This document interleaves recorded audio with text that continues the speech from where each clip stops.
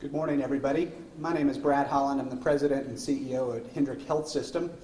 Today I'm joined by Robert Hanna, our City Manager, Anthony Williams, our Mayor, Annette Lerma, Director of Health Services here in Abilene, and Gary Binkley, the Vice Chief of Staff at Hendrick Health System, an internist, a hospitalist, and a dedicated medical provider on our medical task force. Today at 7:30 a.m., a third party notified notified Hendrick Health System that one of our highly suspected and quarantined patients had been indeed identified .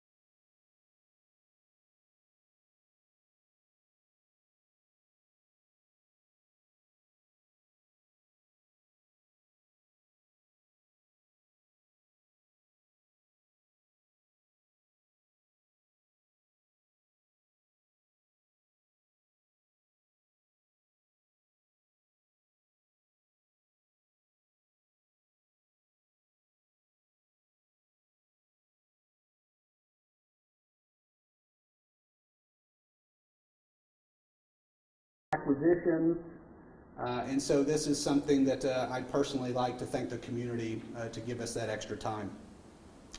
I know we will take questions at the end, but again, I do want to identify and stress nothing changes at Hendrick Health System. We continue to practice social distancing, we continue to promote hand hygiene, and we continue to ask people that have symptoms to continue to use what we identify as our COVID screening and treatment flywheel to call our number and could work through that continuum of care. To ask or entertain medical questions, I'm going to turn it over to Gary Binkley to ask or ascertain any medical questions and updates. Dr. Binkley. Thank you, Brad. As Mr. Holland has said, we have been preparing for this for numerous weeks. I've been chairing a committee of non-surgeons, which are hospitalists, intensivists, infectious disease doctors as well. So we have been prepared for this. This case came in, it was rapidly identified in the ER as a suspect case. Precautions were taken. They were placed on a floor that is for these suspect cases, and as Mr. Holland said earlier this morning around 7:30 or so, we identified them as positive. Appropriate measures have been taken for these for the providers and the nursing and all of our staff. We know these cases are probably out there in the community. We suspect there's more. A lot of these cases are subclinical, meaning patients will have minimal or any symptoms. The literature is still evolving on that in the medical side. So we're taking an abundance of caution until we know more about this virus. We know it's highly contagious. We do ask that the community practices social distancing. As we've mentioned in the past, we have to bend this curve of transmission. If we get a lot of patients in a short period of time, that greatly stresses our resources. We are prepared. We have a lot in place. I do want to be reassuring on that, but we are asking the community to help slow the transmission down so we can treat all these patients with full force and full medical resources. Again, social distancing, be very careful when you're out in the community as far as touching your face or your mouth. Wash your hands immediately when you get home. Assume that people around you could have it. Just use precaution. That will slow the spread. And as we learn more about this virus from a medical standpoint, that will our plan and our way to treat this or react to it will, I'm sure, evolve over time. It's still a very new virus to the United States, and we're taking all precaution to slow the spread. Thank you, Dr. Binkley. It's one of the things that we recognize is this is a patient under the care of Hendrick Health System, and therefore all the rights and privileges of a patient will still continue to be upheld, and that patient has privacy rights. And one of the things that we want to ensure is that any patient will continue to have these rights in our industry and at Hendrick Health System. So that being said, I'd also like now to turn it over to Annette.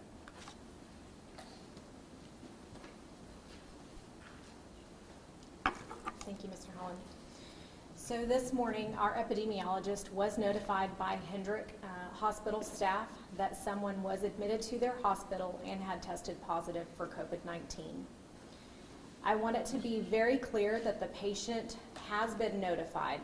I know that we have patients who have been tested and their results are pending, and I want to make sure that they don't think that the announcement of this positive may be about them.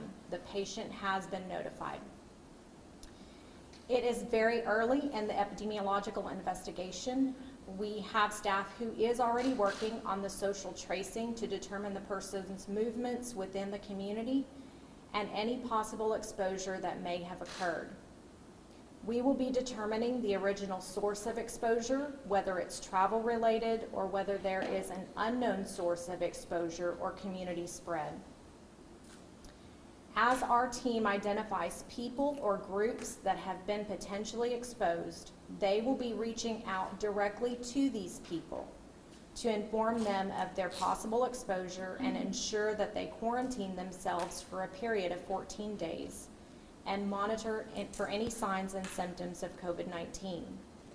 They will be given a self-care handout that provides them with specific instructions and a log that will have them monitor their temperature twice per day and record any symptoms they may experience. If staff is unable to determine the identity of the groups of people that they may have exposed, we will notify in a public forum any specific groups we feel may be at high risk. Please continue to monitor our website and media sources for more information in the coming days. It is important to continue doing what we've all been doing. Stay at home as much as possible and only go out for essential items and services. Those who are medically fragile or elderly should stay at home. Those of us who can get out for essential things, check on those who can't. The simple things we have all been doing, such as washing hands, not touching common surfaces, staying at least 6 feet away from others, disinfecting surroundings, and monitoring our own health, are still the most effective things we can all do to protect ourselves. It's important to be diligent about these things and to be compliant with these measures. It's important, we had been assuming that COVID-19 was in our community, and although this confirms our assumption, it does not change our message. We all need to do our part to limit the spread of this virus. Be assured that you will still be able to get out and get the things you need, such as groceries, medicines, or to seek medical care. Identifying a positive case does not change that. If we all remain calm yet diligent in our prevention efforts, we can limit the spread. We all have the power to protect ourselves and those around us. Please rest assured that the team of epidemiologists, physicians, nurses, and support staff at the health department will be thorough in their investigation of this case and inform the public of any information that can protect our community. We live in this community with you and value our health and safety as well as that of our own families and friends. We will not jeopardize the public safety and will work hard to investigate and determine any and all exposures. This team that you see before you is in constant contact, and we will all be diligent in providing information that can protect you. I also want to thank the citizens for doing their part in being diligent in these efforts with us and just ensure that we all remain safe as possible.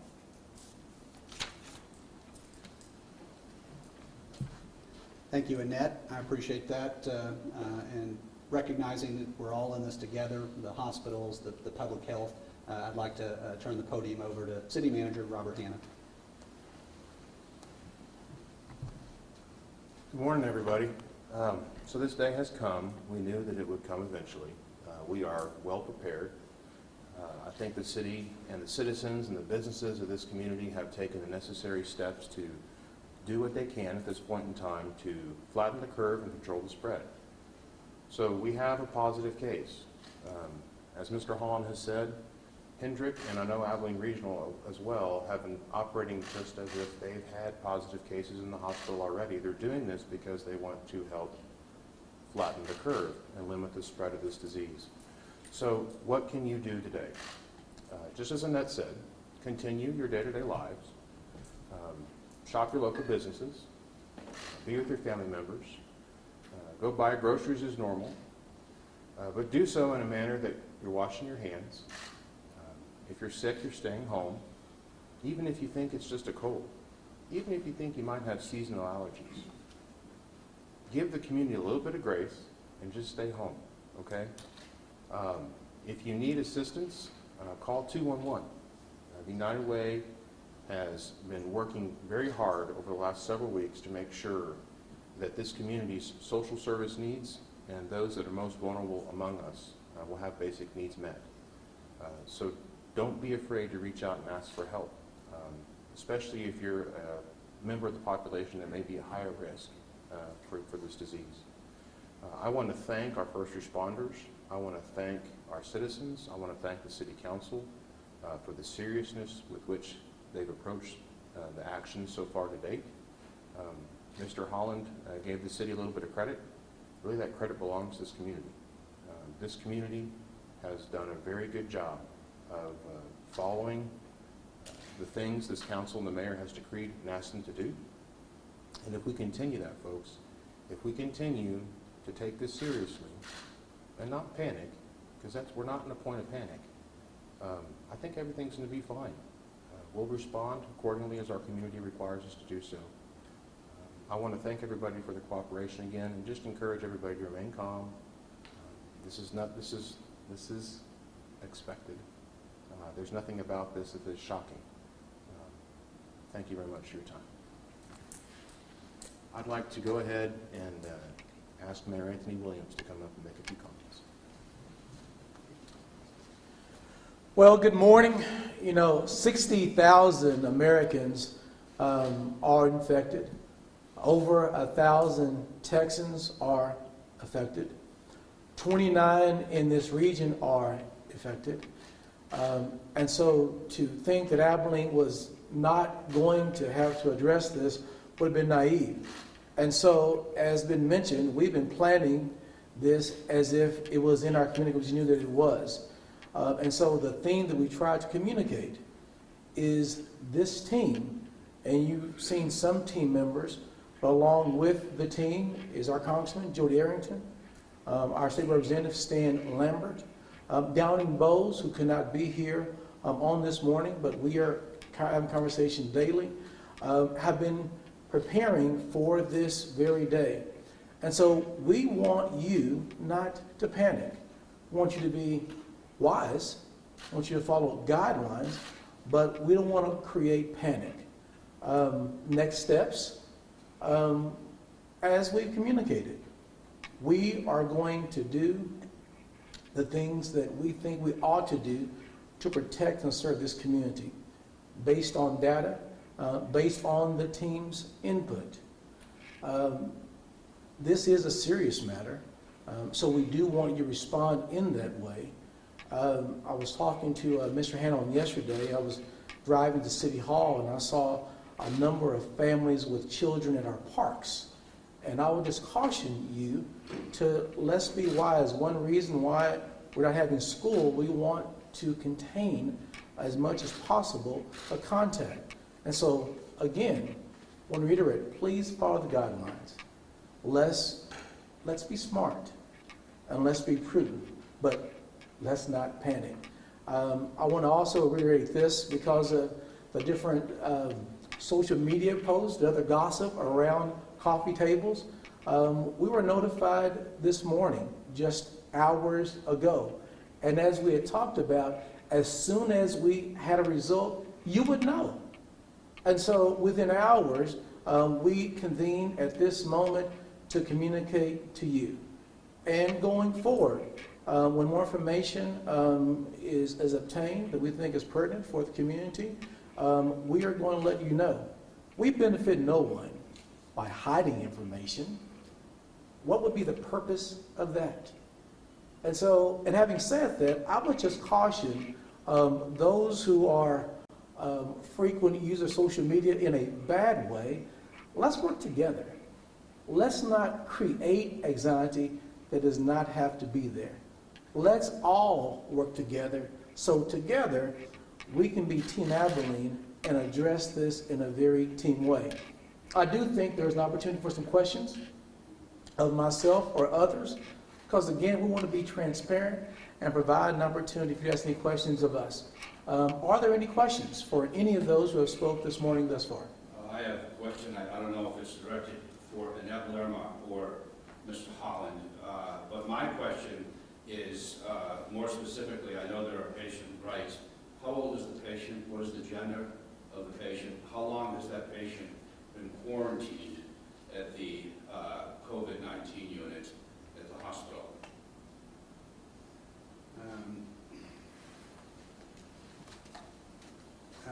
Let's see, I'm not sure exactly what all I can and can't say. Dr. Binkley may join me here, but I can tell you that patient has been in the hospital for maybe just a little bit more than 24 hours. They're in stable condition, and they're not in the ICU, so that means they're not as, they're medically stable. And anything else to add to that? Can you give an age or where the patient's from, or at least an age or gender? I'm not sure I can. Yeah, go ahead. I think Hendrick, as a medical provider, has some limitations on what they can do. I will say this is a gentleman in their 40s, and that's about all I can say at this point in time. We are still investigating, as Annette indicated, and we'll have additional information we will share just as soon as it's available. We're not going to hide anything, as the mayor indicated, but this is a very fluid situation. Hendrick just received the information this morning, and here we are today, right now, a little after 10 o'clock. As more information is available, we will share it, but it is a gentleman in their 40s. And of course, Mr. Hanna, I think that you were referring to, people want to know the source of the exposure. Was it travel related? Was that person maybe Annette, you could talk about this, or Mr. Hanna, what was the source? We don't know yet, right? We're still investigating whether or not it was a travel related or whether or not that person was exposed to someone who had the virus. Is that correct? I'll have Annette provide more details, but I would say that we are in the middle of the investigation of the source of this, and I think to definitively say A or B would be premature. Annette, do you want to add more comments to that? Sure. I just want to reiterate that it's important when you release information, even general demographics, it gives an opportunity, if you give too many specifics, to identify a specific patient. So we want to be very careful not to give so many details that it could potentially identify any one particular person. Having said that, I think that it will be important to know, for the community to know, whether it is travel related or whether it's community exposure. So it's still too early on to determine that, which way it is. But when we determine that information, it will be something that we release to the public. All right, so a male in his 40s, are his family members being quarantined, self-quarantined at this time, Mr. Hanna? John, I won't speak for Hendrick, but the city's not going to provide any more demographic information than we already have until we complete the investigation. I do not, as I've said this before, I think to you in another press opportunity, want to make sure we don't create lepers out of these people, right? They don't need to be ostracized. This is an illness, it is curable, and I know Hendrick is doing all they can to provide the medical care for this individual. Okay, so somebody else besides John Okay. needs to ask a question. You said that you would, you're tracing their pattern, their social pattern, do you know how soon you'll be able to notify people of places they've been? Okay, that's a good question. So we have people working on it right now. They're looking at, who all's been around them, who lives with this person, have they been to different places, does this person have a job? All of those questions are being asked, but, I think what we've said is that it's important to know travel-related or community spread, and so the details that we release will be pertinent to the community. Those people who have been directly exposed, if we can reach out to them and give them instruction to quarantine, we will do that, and there's not necessarily any need for anyone else to know that. What we will release will pertain to community safety. But you have a timeline of... I don't know, because it just depends on how quickly you can get a hold of people. It's early in the morning, people don't answer their phones. They certainly may not answer it from an unrecognized number. So it just takes a little while to get responses. Can someone talk about the patient's symptoms and how it progressed? Something we should be looking out for? So I'm not the treating physician on this patient, but they did come in short of breath and were noted to have a low oxygen saturation, identified in the emergency department, and appropriate measures were taken at that point. Brian, say anybody else? And that was 24 hours ago that patient came in? It was a little over 24 hours ago. And immediately that patient was put into the quarantine unit at the hospital, correct? Correct. Okay. I have a question for Annette, if I may, please. Yeah. Annette, there's been concern lately about the shortage of test kits. It's a national problem. It's not a local problem. Of course, the big problem is getting the results back quickly. You had indicated earlier this week that it's more easier for the district to get the results back than, let's say, for a laboratory. What is the update now as far as getting the results for those test kits, and are you getting more test kits? I think that you said you only had access to 5 per day. Has that changed? So it has not changed. We received a portion from our regional lab, and then we received the 5 from the private laboratories. They're still very limited. We're working on getting more. Our emergency management team has made a request through the state of Texas to try to secure a large number so that we can do more testing, but we have not heard back about that request. Obviously, lots of communities are requesting through the emergency management team, and it's just, we're doing our part to try to request them. Brian has a question. So just to confirm, the person is in stable condition at this point, and I know HIPAA is an issue here, but I mean, can we say anything about, did they have any pre-existing condition that would exacerbate this, or, I don't know. You mentioned that. I won't speak to the patient's condition because I'm not qualified to make any statements on that, but the city won't provide any additional demographic information until we complete our investigation. And I guess my other question is that, so for now, the best thing for people to do is to continue to keep doing the things that they've been encouraged to do. There's no movement toward any sort of, I wouldn't expect that we would be anywhere near like any sort of shelter-in-place scenario or anything like that. I do not believe we are. Yeah. My recommendation to the mayor and the council is not that we look at a shelter-in-place or stay-at-home order at this time. This is our first positive case. I don't think there's any reason to overreact. We need to remain calm, and we need to practice the same things we've been practicing now for the last several weeks. If you're sick, stay home. If you're an employer who has an employee who calls in sick, give them the grace to stay home. Give them the opportunity to see if it's just a seasonal allergies, if it's just, yeah, it could be the flu, So, but give them the opportunity to stay home and to take care of themselves. Wash your hands, use hand sanitizer, take all the things, all the necessary precautions you would take, and that you can Google anything and you can see the steps that you should do to help prevent the spread of COVID.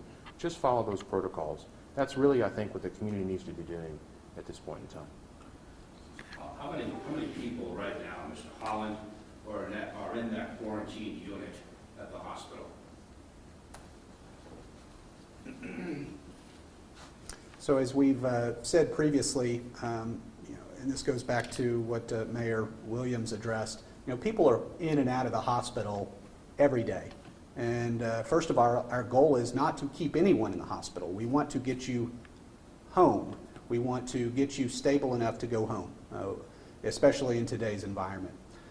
Presently, a lot of what I think social media tags onto is the fact that we have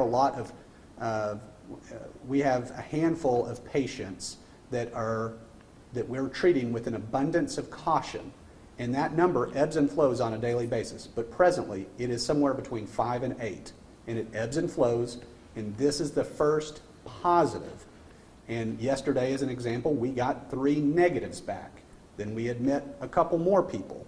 And so that number is going to continue to ebb and flow. So I, again, go back to an abundance of caution. Just because someone is under investigation and we have a heightened level of precaution and our patients are practicing extreme personal protective equipment and they're on a unit to provide extreme isolation, it is out of an abundance of caution until a positive is confirmed. And this is the first positive that is confirmed. So the number continues to ebb and flow between 5 and 8. There's also been talk, Mr. Holland, about PPE equipment, personal protection. Is there a shortage of that at the hospital? Are you seeing that? Do you need more of that? The industry is incredibly short. Because we at Hendrick have had time to prepare, we have, for months, been able to start sourcing PPE from back channels. We are more prepared than the majority of hospitals in this country. That doesn't mean we have an endless supply. So if you have an opportunity to donate to the hospital, we would encourage it because we don't want to get behind our own PPE shortage curve. So you never know until you know when you're out, but at this point we have satisfactory levels, but not the type of levels that will provide us indefinite security. So we do welcome donations at any point in time. Thank you. Thank you. Yeah, Brian, with Brian, and then Isaiah, and then you have a question, and then I think we're going to wrap it up. Brad, there are self-screening tools available. You have the wheel next to you. Would you mention that again, please? Again, I can't stress enough, if you have symptoms, we do not want you to come to the ER unless you are critically unstable. We encourage you to call this number, and you have the opportunity to self-screen here in this community. This is the community Hendrick local solution to treating COVID. You will get the resources, the education, flu and strep screening, and if appropriate, based on limited testing capabilities for COVID-19 presently, you will get a COVID-19 screening test. If you are critically enough to be admitted to the hospital, they will admit you. If not, pending test results, you will be sent home with directions on how to care for yourself and self-quarantine. There are a lot of self-screening tools out there. This is more than that. This is an Abilene, Hendrick screening and treatment protocol that we have delivered. We often hear of drive-through testing.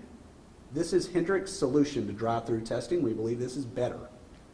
We may morph one day to do drive-through testing, but at this point in time, you get all and more than you would ever get from drive-through testing by calling this number. One last question. If it is as simple as just asking that patient where they went, why are we waiting on telling the public the locations that they went to?